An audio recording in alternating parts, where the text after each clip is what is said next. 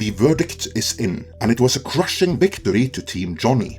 Some outlets have tried to frame it as if they were both found liable, but this is misleading. Team Johnny won on all accounts, while Team Amber merely got a participation award in that the jury found that while it was all a hoax, Wallman maybe shouldn't have accused Amber and her friends of roughing up the place that one time. Still, that is the one straw to grasp onto for those who put their heart and soul into Team Amber. And sadly, many of those who did belong to the larger media complex, which you can tell from the backlash to the verdict. In this editorial, I will first look into that backlash, see what really drives it, before exploring what this may mean for the future careers of the involved, both where Aquaman and Pirates of the Caribbean are concerned, and finally, what an appeal might mean.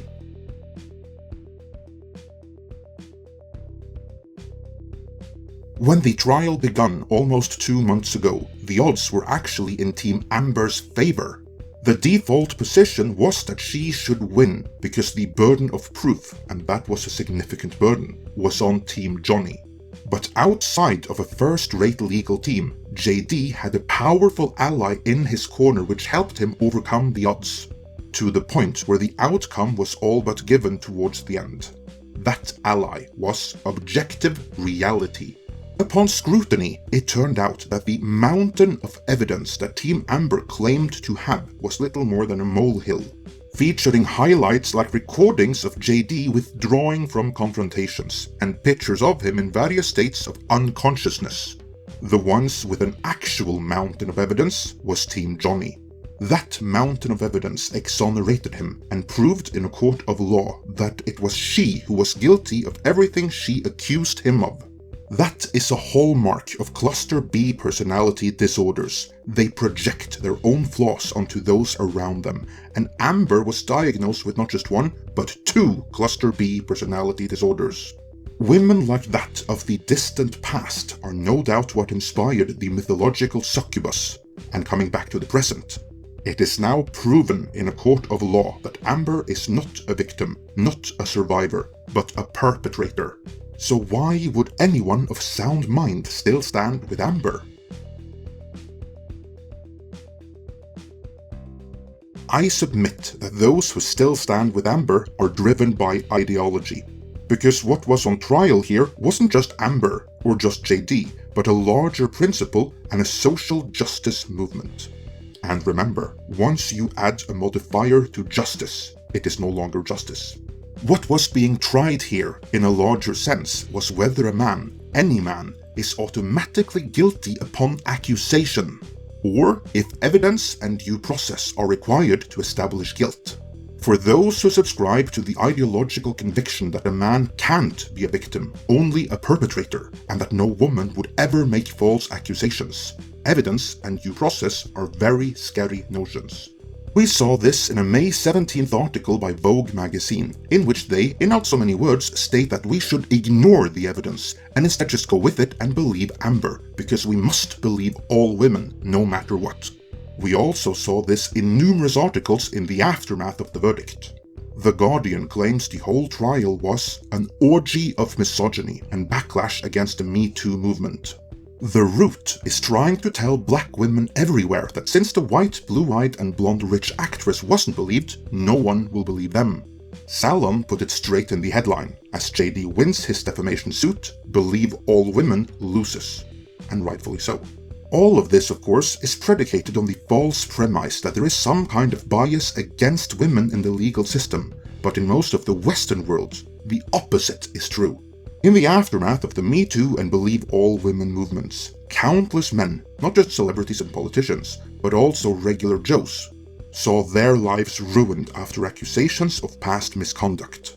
I'm not saying they were all innocent of what they were accused of, far from it, but how many were falsely accused by their own Amber Heards? How many lost their jobs? How many lost their homes? How many lost visitation with their kids? How many faced jail time? And conversely, how many female perpetrators were empowered by the Me Too and Believe All Women movements to finish off the lives of the male survivors and victims who had escaped them? We'll probably never know. JD not only had reality on his side, he had the resources to hire a crack team of lawyers that could structure that abstract reality into evidence and arguments that actually won what was a virtually unwinnable case. Most others who are falsely accused don't have that. Those who still stand with Amber at this point do not stand with victims, they do not stand with survivors, and they also do not stand with women. They may think they do, but in reality, they stand with perpetrators and victim blamers who happen to be women. In so doing, they hurt the women who actually are survivors and victims.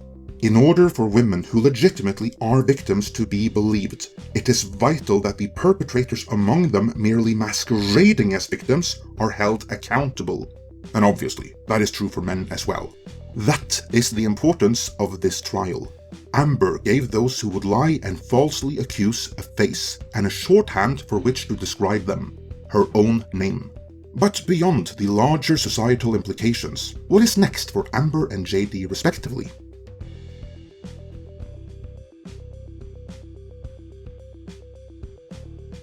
Amber can forget about any lead roles in any studio pictures anytime soon. There is no chance in hell Warner will execute her option for Aquaman 3, and I think the $2 million she was awarded is a reflection of that, since she was paid $2 million for Aquaman 2.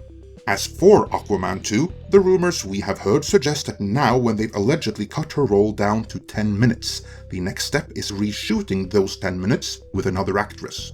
This obviously hasn't been announced yet, but with the petition to fire her reaching 4.5 million signatures and the verdict in her disfavor, Warner has very little incentive to release Aquaman 2 with her still in it.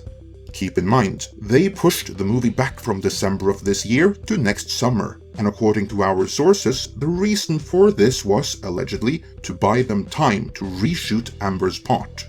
That doesn't mean her career is over, but it will have to be shifted towards indies and other low-budget features where her presence isn't detrimental. Hey, with the right budget and theme, she might even be a draw. Dude, it's a lady getting pooed on. Whoa, is it Cartman's mom? Oh, very funny. No, dude, it's Amber Heard. I submit that if Disney had Pirates of the Caribbean Part 6 in the can and released it this Friday, it would be one of the biggest movies of all time. JD has won the hearts and minds of the movie-going public worldwide. It will take time before we see it, as movies are years in the making, but I do believe that after some hesitancy, Hollywood will take him back. He has many movies left in him, and I think we'll see them. Even Pirates of the Caribbean Part 6.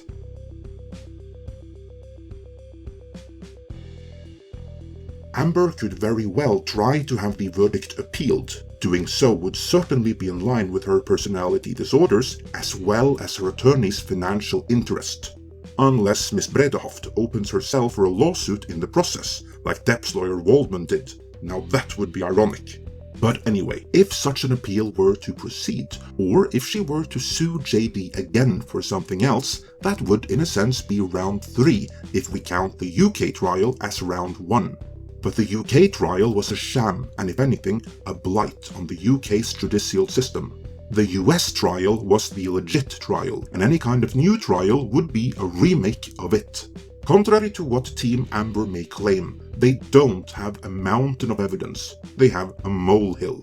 The only thing Amber can do at this point is reframe what evidence there may be by changing her story some more, and that didn't work out too well the last time she tried that, which would have been in this trial, which she resoundingly lost. The only thing another trial would accomplish is making her even more radioactive in the eyes of both the public and the industry than she already is. Not to put too fine a point on it, but she shit the bed, and there's no undoing that. And to commemorate that, we have these awesome t-shirts with an original design from our resident artist, Not Some Kid. Except no substitute. We've also gotten it in hoodies and tank tops, as well as in a variety of different colors. We've gotten loads of positive feedback from people already having gotten them. These are not only comfortable, but great conversation starters to boot. Also, they're only available for a limited time longer before they will be retired forever, so get yours now, link is in the description. With that, let me know what you think, and if you are excited about the appeal prospects in the comments.